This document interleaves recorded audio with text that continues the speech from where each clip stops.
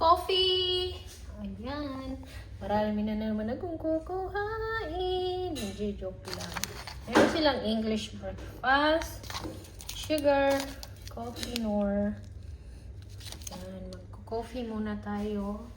Kasi mamaya, naku, marami tayong lalakarin. Diba, girl? Pupunta tayo sa lahat ng shopping center. Anong binaon mo? We have orange here.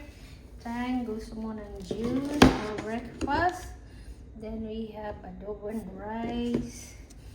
And because she always hungry. But always skinny girl. Tapag muna natin mga gamit natin dyan. Say hello to my vlog, guys!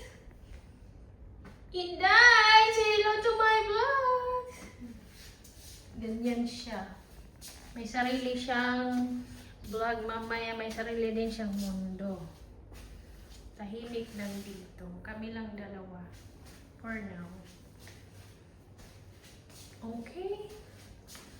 Hi, we can relax and drink and sip some coffee before we go to the shop and look around.